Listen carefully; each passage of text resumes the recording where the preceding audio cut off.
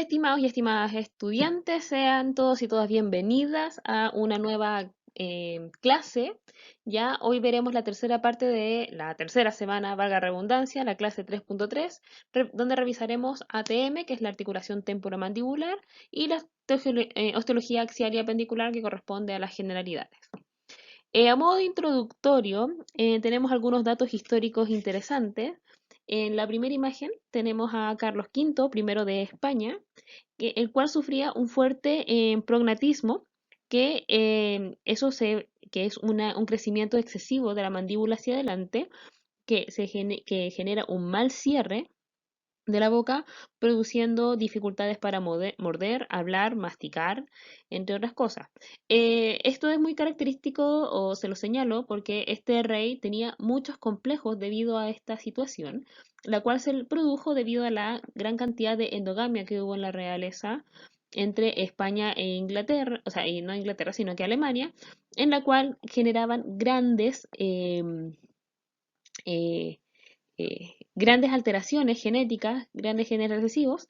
De hecho, fue tanto que el último de sus reyes de España, Carlos II el Hechizado, fue incapaz de dar un sucesor a la corona debido a sus altos coeficientes de cosanguinidad, producto a la gran endogamia que hubiesen. Tenía tal nivel de cosanguinidad que era como que si ¿cómo se llama? El matrimonio hubiese sido hijo de padre e hijo. ¿Ya? El otro personaje que tenemos aquí, un personaje histórico, Ricardo III, rey de Inglaterra, que a lo mejor muchos de ustedes lo conocen por las obras de Shakespeare, el cual él lo describió como un hombre, un rey cruel y deformado hasta tener una joroba importante, y que esa era la razón por la cual usaba grandes ropas, pero se descubrió finalmente de que no era un jorobado, sino que tenía una leve escoliosis y todo había sido invento de Shakespeare. Entonces, ya con esta pequeña introducción histórica, los invito entonces a continuar con la clase. Vamos a partir hablando sobre la articulación temporomandibular. Esta es una articulación que, como lo dice su nombre, se genera entre el hueso temporal y la mandíbula. Ahí la tenemos representada. ¿Ya? Esta es una articulación de tipo bicondilia doble, debido a que tiene como presencia un cóndilo a cada lado de la mandíbula. Eso hace que ya tengamos dos cóndilos y tengamos a la vez, ahí vamos a mostrar los cóndilos de la mandíbula, que son esta estructura que se encuentra aquí. Tenemos uno y tenemos dos cóndilos. Y en el caso del hueso temporal, tenemos además tubérculos. ¿Ya? Y estos tubérculos, uy, me quedó muy chocado, disculpen, vamos a borrarlo y hacerlo no. Ahí sí. Entonces, y vamos a tener también la presencia de estos cóndilos que van a estar a ambos lados, ya, del hueso temporal, a un lado y el otro, y eso va a hacer que sea una articulación de tipo bicondilia doble. Dentro de los otros elementos que hay que destacar de la articulación ATM son las superficies articulares. Ya hablamos de los cóndilos de la mandíbula, ya hablamos del tubérculo que se encuentra a nivel del hueso temporal, pero aquí tenemos la fosa ya mandibular, que es donde va a estar alojado, donde va a estar llegando los cóndilos de la mandíbula. ¿Ya? Y vamos al siguiente. Y este espacio no va a estar directamente el cóndilo de la mandíbula llegando hacia lo que es el hueso temporal, sino que va a haber entre ellos un disco articular que es este que estamos viendo aquí, que va a generar que este espacio o esta articulación se divida en dos compartimientos. Un compartimiento que va a estar sobre el disco, que se va a llamar compartimiento supradiscal, y un compartimiento que va a estar bajo el disco o entre el disco y el cóndilo mandibular, que es el compartimiento infradiscal. Entonces, entre la fosa mandibular, que es del hueso temporal, y el disco vamos a tener compartimiento supradiscal. Entre el disco y el cóndilo de la mandíbula vamos a encontrar el compartimiento infradiscal. Este disco va a favorecer a varios hechos, pero uno de ellos va a mejorar lo que es la congruencia de estos dos elementos y va a tener una fuerte relación con los movimientos que vamos a ver en unas diapositivas siguientes.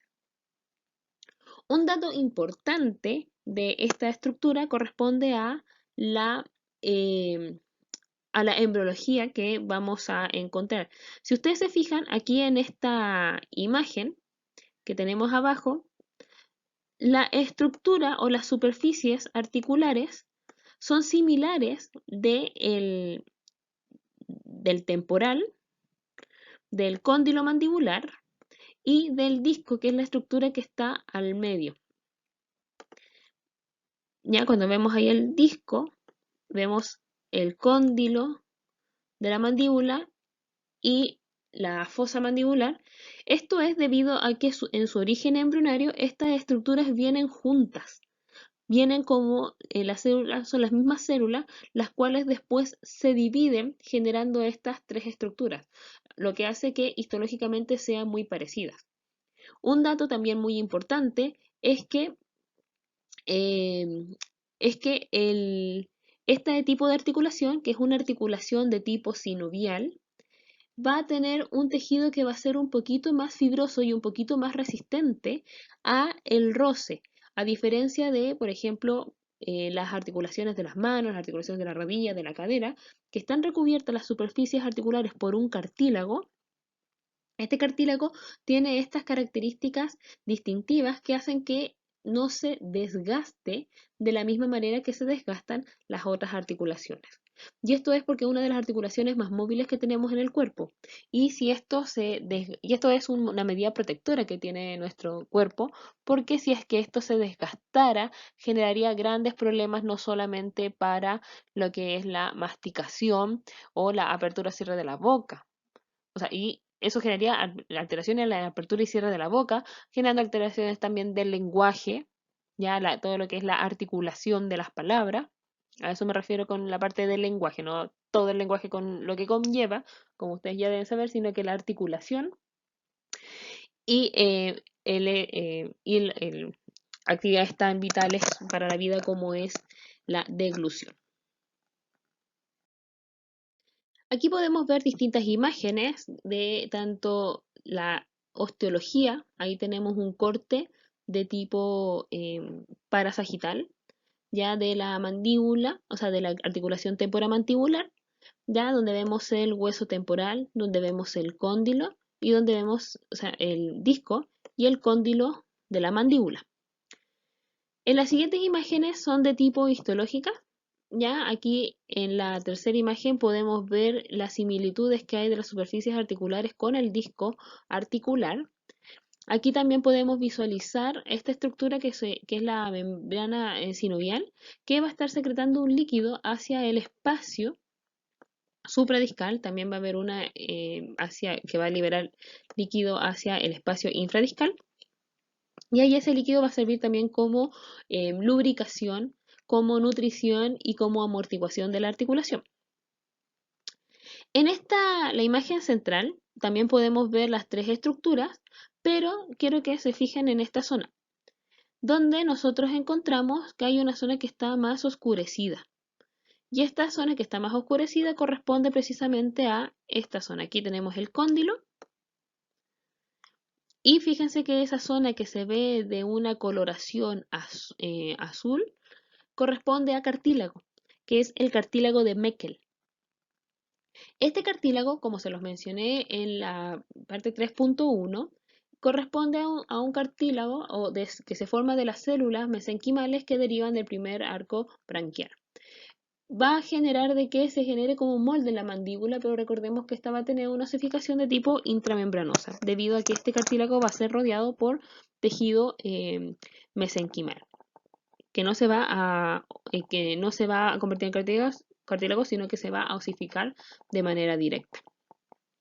Este cartílago se va a mantener incluso en la edad adulta y esta es una de las razones por las cuales cuando encontramos a pacientes con eh, con un exceso de la hormona de crecimiento, patología que se llama acromegalia, uno de los huesos que empieza a crecer corresponde precisamente a la mandíbula. En la imagen inferior, aquí estamos viendo los arcos branquiales, donde también vemos donde vemos los surcos por la cara externa y las bolsas faringias.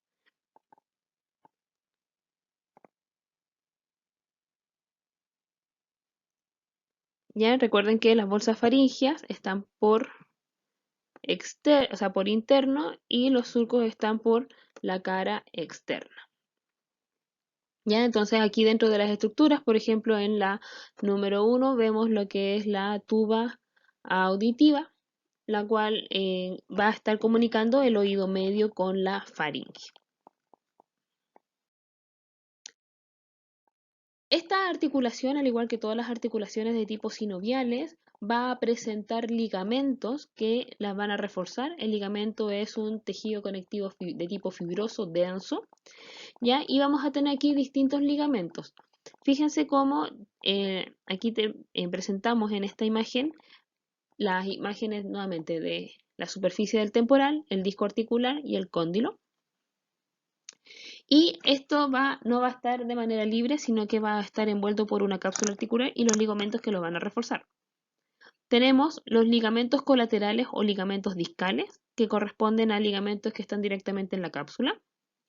Tenemos ligamento temporomandibular que va entre el tubérculo de la mandíbula hacia el borde posterior del cuello del cóndilo del mandibular.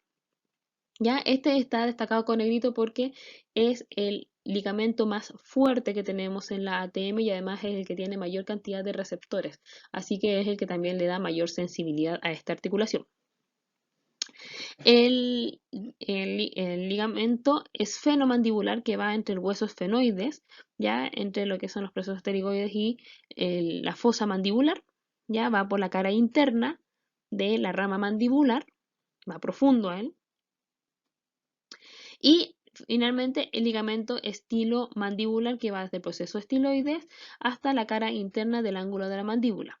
Además de estos ligamentos, es muy importante que ustedes recuerden de que los dientes son los que le van a dar la estabilidad anterior a la articulación temporomandibular. No son solamente los ligamentos, sino que hay un conjunto de varias estructuras que le pueden dar estabilidad y entre esos están los dientes. Por eso es tan importante, como se vio también en las clases anteriores, la importancia de que haya un buen cierre de la arcada dentaria, ¿ya? Y por eso se hacían las mediciones faciales, ¿ya?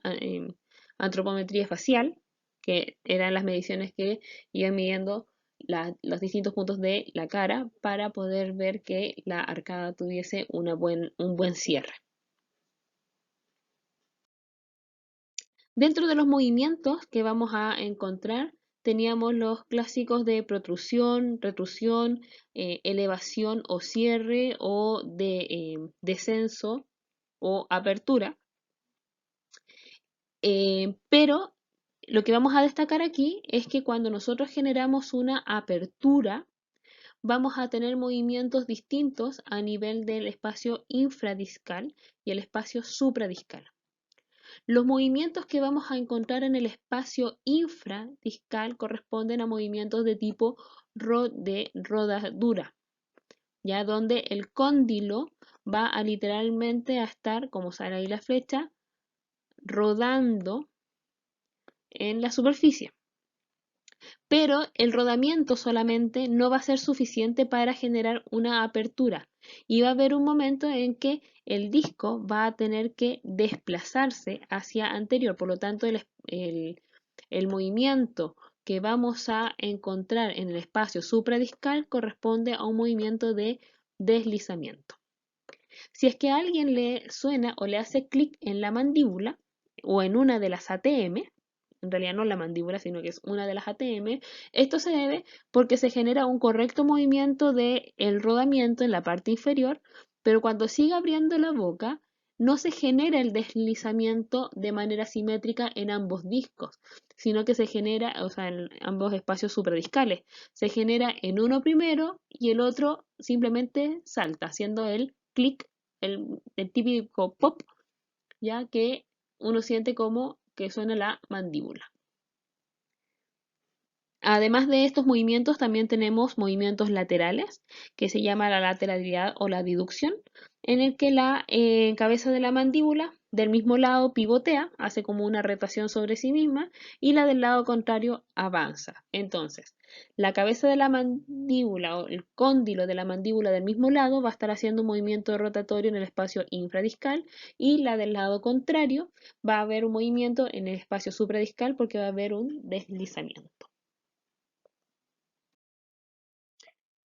Terminando con ATM, vamos a ver ahora algunas generalidades del sistema esquelético axial y apendicular.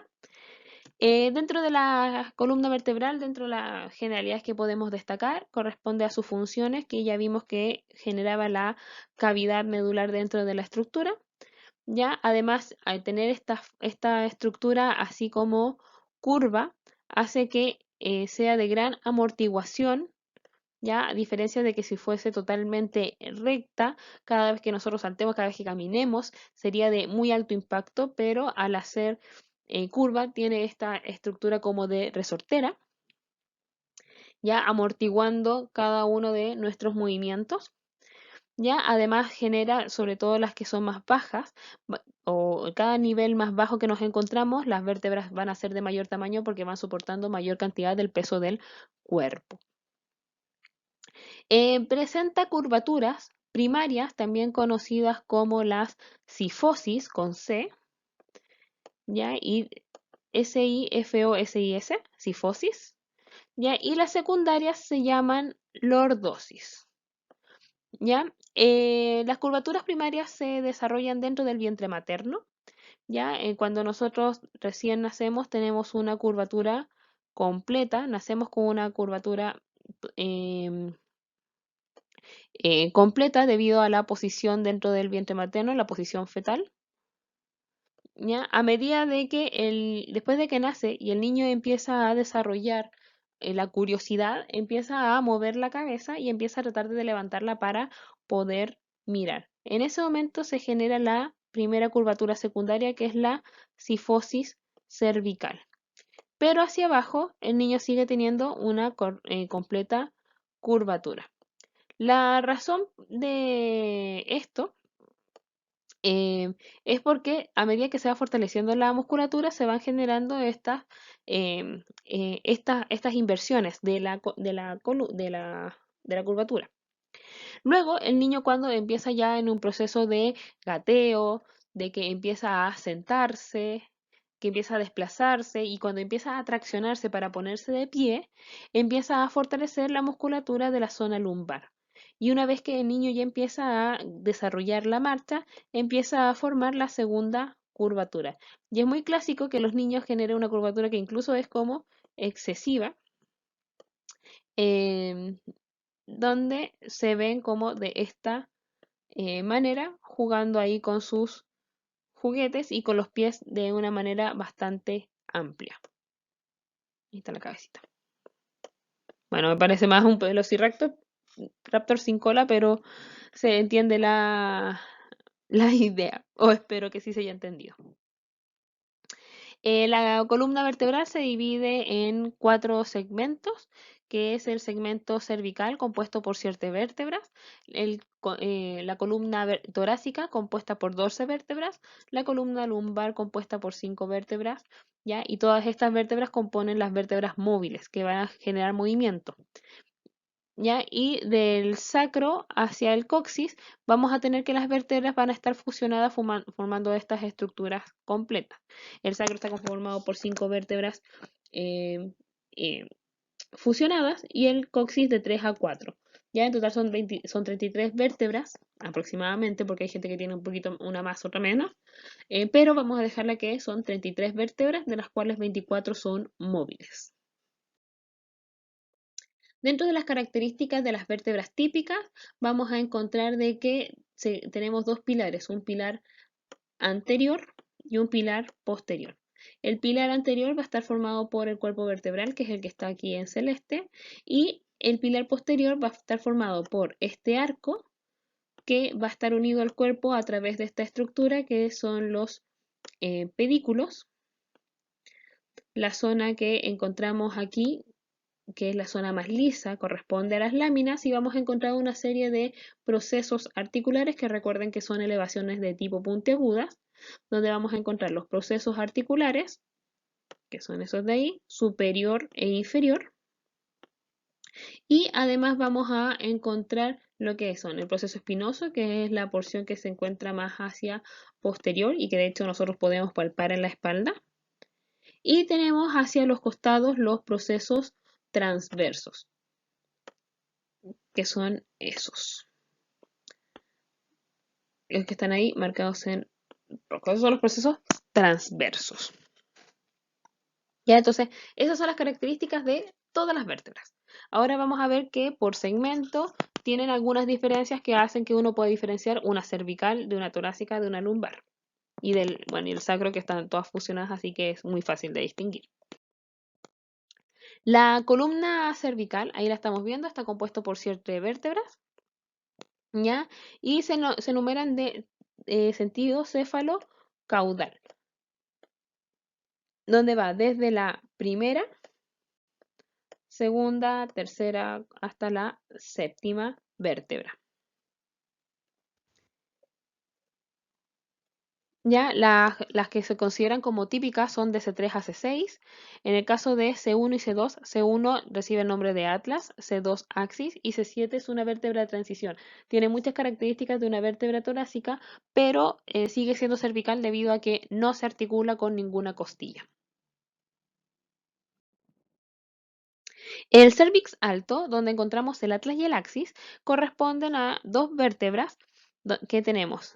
Aquí el atlas, que es la primera vértebra cervical, también denominada C1, y recibe su nombre debido al dios griego Atlas, el cual como historia se metió con una de las, tuvo un romance, que feo se notaba, tuvo un romance con una de las ninfas de Zeus, y para variar, Zeus, que tenía muy mal temperamento y era, siempre le ponían el gorro a Zeus, porque siempre había alguna ninfa que se metía con alguien más y Zeus se enojaba y tenía que castigar.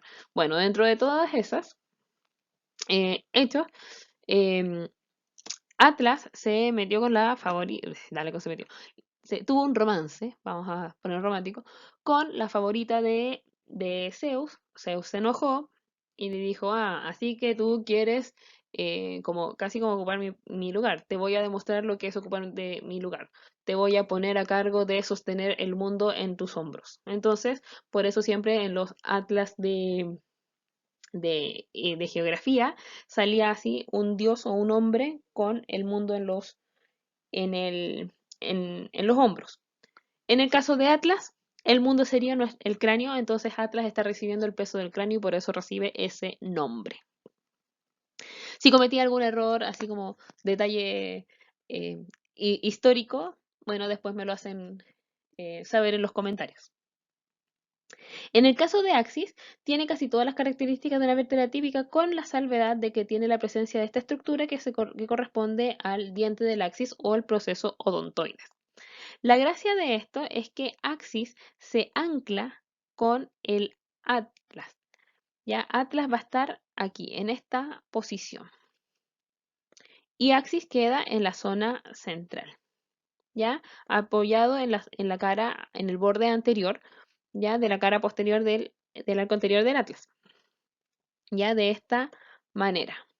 ¿Ya? Y fíjense que hay un ligamento que lo atraviesa y que lo afirma. Esto va a permitir de que se puedan generar movimientos rotatorios del cuello y permitiendo que se rote la cabeza.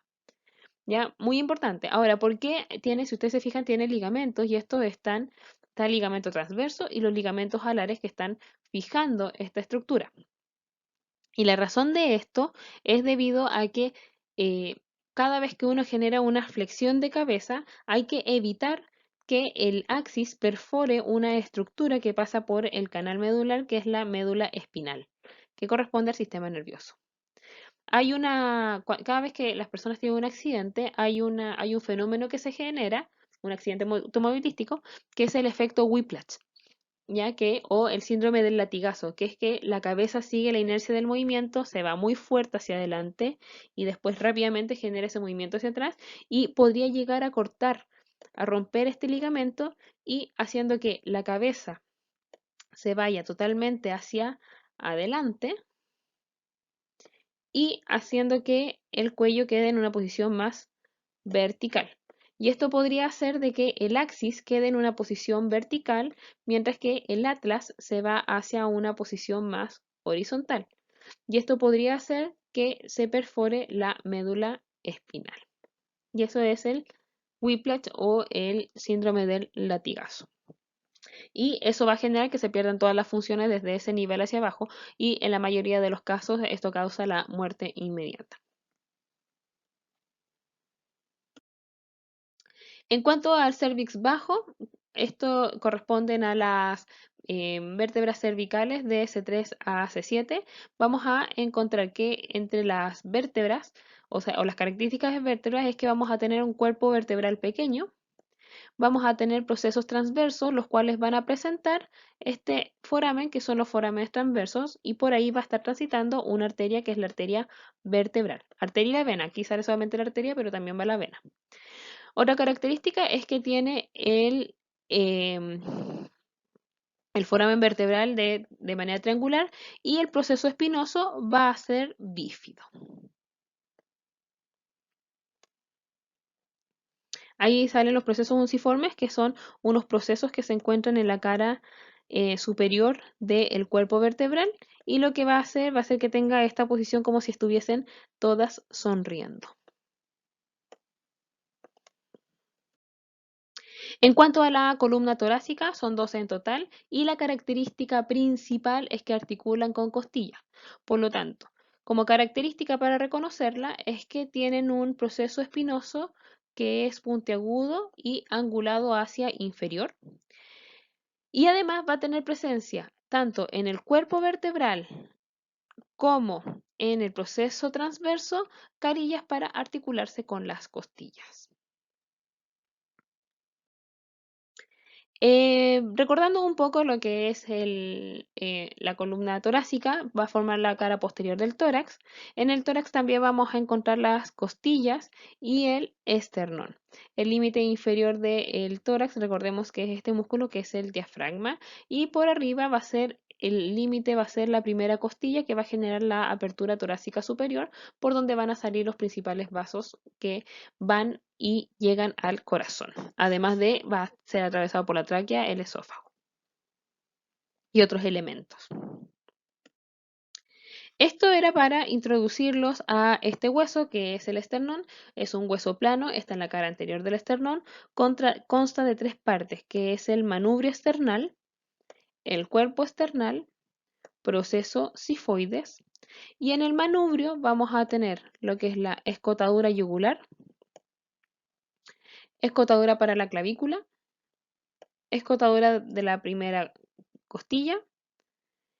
Entre el manubrio y el cuerpo se va a formar un ángulo que se llama el ángulo esternal, que de hecho uno lo puede palpar. Uno puede palpar la escotadura de escotadura yugular, que es lo que está más arriba, uno en el cuello donde termina la parte blanda y empieza la parte ósea. Y si uno va palpando hacia abajo, va a detectar que va a haber un momento en el que se va a cambiar de dirección. Y ese cambio de dirección corresponde al ángulo del esternón. Al esternón llegan los cartílagos costales. Las costillas, tenemos 12 pares de costillas, las cuales se clasifican en verdaderas, falsas y flotantes. Las verdaderas corresponden de las 1 a la 8, reciben su nombre porque llegan de manera, entre comillas, directa, o su cartílago costal llega directo al esternón. Las costillas falsas, que son las 8, 9, disculpen, 8, 9 y 10, ya van a ser, porque van a estar llegando de manera, colgándose de un cartílago superior para llegar al esternón. Y ahí está, me corra. Y en el caso de las flotantes son costillas que son la 11 y la 12 y no llegan al esternón, sino que quedan solamente en la zona posterior. Hay muchos de ustedes que se preguntarán por qué o para qué sirven. Sirven para proteger las estructuras de los riñones y sirven como anclaje de musculatura. Ahí se inserta musculatura. Entonces, cuando dicen de que no pasa nada al sacársela, lo que vas a generar es un aumento de la curvatura lumbar. Eso te va a generar como que tengas mayor, o sea, menores centímetros de cintura, pero finalmente el costo estructural es bastante alto. La columna lumbar está formada por 5 vértebras lumbares, ya que se denominan de L1 a L5. Dentro de las características es que son las más grandes, las más gruesas, las más robustas, debido a que soporta mayor cantidad del peso del cuerpo. Dentro de las características es que tienen nuevamente aquí un foramen vertebral triangular. En las cervicales no lo mencioné, pero es redondo. Y tienen el proceso espinoso, es cuadrado, a diferencia de las torácicas, que era puntiagudo inclinado hacia abajo. Tiene además en el proceso articular superior estas guatitas que corresponden al proceso mamilar y esas espinas de ahí que corresponden al proceso espinoso. Y que esas son características que están solamente en las vértebras lumbares y no en las otras vértebras. Entre cada una de las vértebras vamos a encontrar, excepto entre C1 y C2, pero en todo el resto de las vértebras vamos a encontrar esta estructura que es el disco intervertebral. Y este disco es un tejido formado por cartílago de tipo fibroso. La zona central, que es pulposa, es el vestigio que tenemos de la notocorda. Y cuando este se rompe y este líquido pulposo protruye hacia posterior, es cuando encontramos la hernia del núcleo pulposo, ya que afecta muchas veces, presiona a los nervios y genera un fuerte dolor en la pierna hacia posterior. En cuanto al sacro, como dije, corresponde a la fusión de 5 vértebras, formando esta estructura de forma triangular con base superior. Se articula con la quinta vértebra lumbar. ¿Ya? En la zona central, el canal medular pasa a llamarse, donde está ahí la flecha, a llamarse canal sacro, y por aquí van a estar emergiendo los nervios espinales. ¿Ya? Esos orificios o forámenes que se ven ahí se llaman forámenes sacros. En este caso, foramen sacro posterior, y si lo miramos por anterior, se llama foramen sacro anterior. Ya por el costado nosotros podemos ver esta estructura que corresponde a la fosa la fosa auricular, ya que sirve de articulación para el hueso coxal. En la zona posterior encontramos unas estructuras que se llaman crestas. Tenemos la cresta sacra media, que es por la fusión de los procesos espinosos. Los procesos articulares, o cuando se fusionan, dan origen a la cresta sacra intermedia, y los procesos transversos van a dar origen a la cresta sacra lateral. El coxis tiene en la fusión de 3 o 4 vértebras, es un vestigio de cola. Si nosotros vemos a los perros, los gatos que tienen una cola que, si uno la va palpando, tiene una serie de huesecillos, corresponden a huesos coxigios, los cuales finalmente son mucho más numerarios y están articulados para poder moverse. Ahora ya vamos de lleno al sistema apendicular, donde vamos a partir primero con los anclajes del sistema de las extremidades al tronco. Tenemos por un lado la cintura escapular, que va a estar formado por la clavícula y por escápula. La clavícula es un hueso largo, el único hueso largo que se encuentra en posición horizontal en el cuerpo. Se articula con el con el esternón en esta zona, de esta manera, ¿ya? Y ahí forma una articulación de tipo sinovial-celar. Este es el único punto en el cual el miembro superior se articula con o se engancha a el tronco. La clavícula se va a articular con este hueso plano, que es la escápula, antiguamente conocida como el omóplato, ya el cual es un hueso plano. Otra característica que tiene en este caso la clavícula es que es el único hueso largo que tiene osificación de tipo intramembranosa, y en el caso de la escápula es el único hueso plano que tiene osificación de tipo endocondral. Entonces, cuando hablemos de cintura escapular, son estos dos huesos los que lo forman y gracias ahí a su articulación acromioclavicular. La escápula va a tener aquí una fosa, ya que es la fosa glenoidea, y aquí es donde se va a venir a articular el hueso húmero.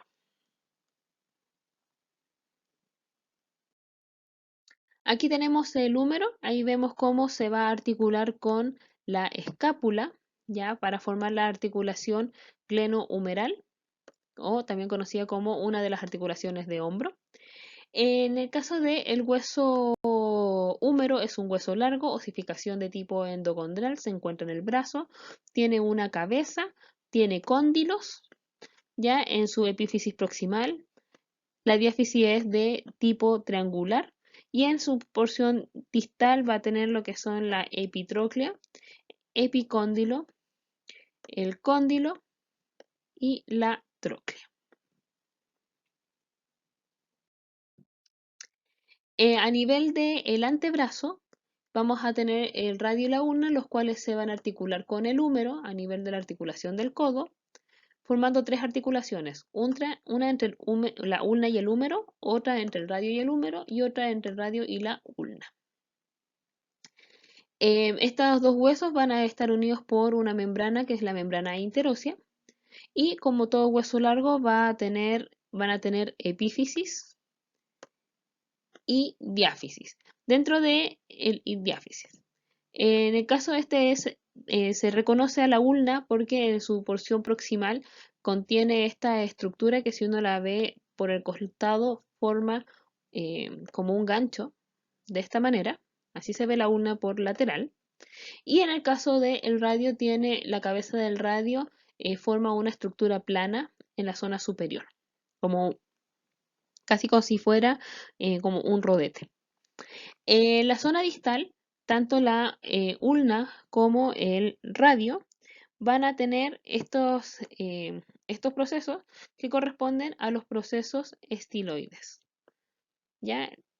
Ambos van a tener procesos estiloides. Uno es el proceso estiloide de la ulna y otro es el proceso estiloide del radio. El proceso estiloide de la ulna es el huesito que sobresale en la parte dorsal y distal del antebrazo. En miembros superiores, o sea, ahora ya vamos con la mano, ya que se articula con el radio y la ulna en su zona distal, y tenemos estos huesecillos que corresponden a huesos cortos llamados los huesos del carpo.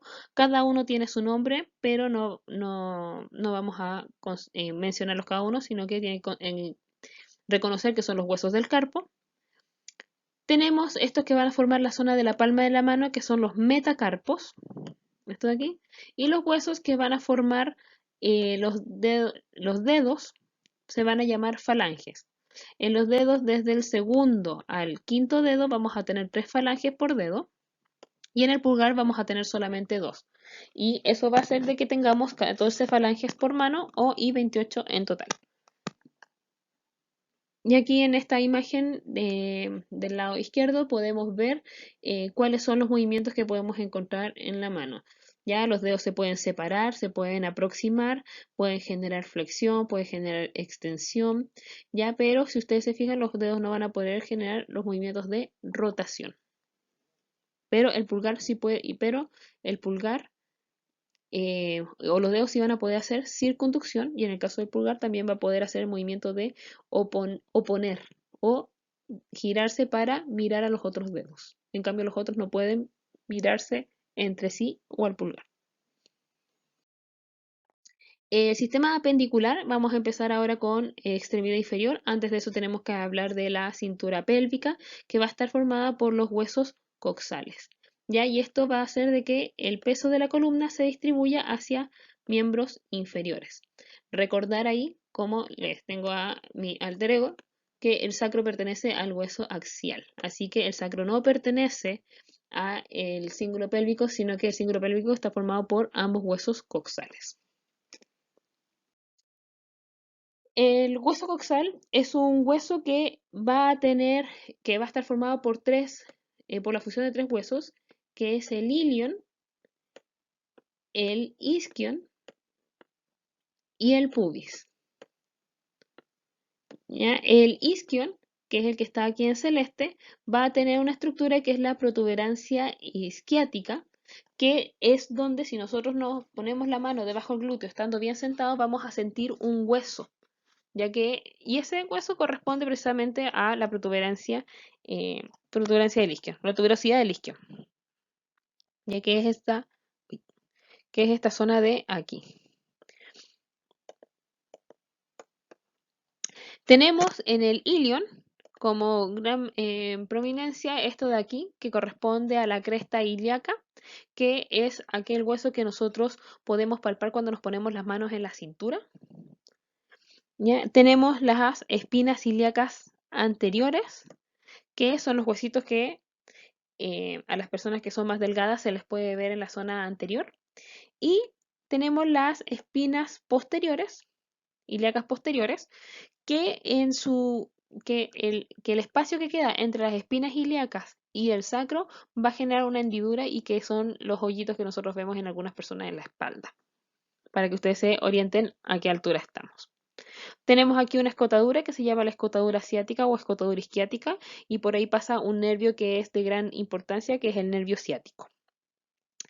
El pubis se va a articular con el otro pubis para formar lo que es la estructura de la pelvis y entre los tres huesos van a formar esta estructura que es el acetábulo y ahí es una cavidad donde se va a ir a articular la cabeza del fémur.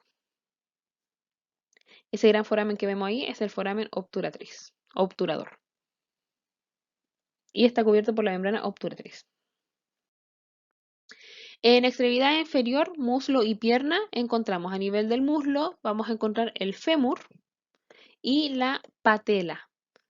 ¿Ya? Así que esta es clásica pregunta de prueba. Así, ¿cuáles son los huesos que forman el muslo? Entonces, fémur y patela. O ¿cuántos huesos tiene el muslo? Y tipo que caen y ponen uno solamente el fémur, pero en realidad tiene dos porque tiene el fémur y la patela. En la pierna vamos a encontrar que está conformado también por dos huesos y que es ahí lo puse al revés, lo siento, la fíbula que es el delgadito, y la tibia que es el más grueso.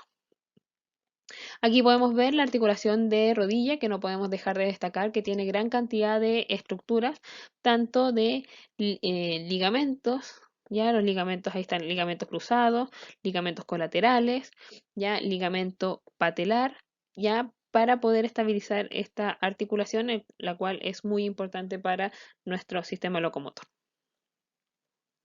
Ya, pero es para destacar de que también no solamente está el hueso, la articulación y después como la piel, sino que hay muchas capas de otras estructuras también.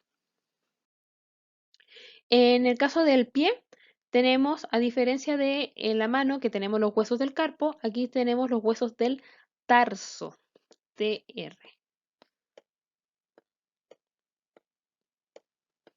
Voy a escribirlo, me voy a demorar un poquito, pero lo vamos a lograr. Ya, los huesos del tarso. Por lo tanto, los huesos que van a formar lo que es el dorso del pie se llaman metatarsos y en los dedos tienen el mismo nombre que en las manos, entonces tenemos las falanges. ¿Ya? Y aquí también se divide los tarsos, metatarsos y hacia adelante las falanges. Bueno, esto ha sido todo por hoy. Espero que de verdad les sirva de mucha ayuda esta clase. Nos estamos viendo en una próxima oportunidad. ¿Ya? Quédense en casa. Chao, chao.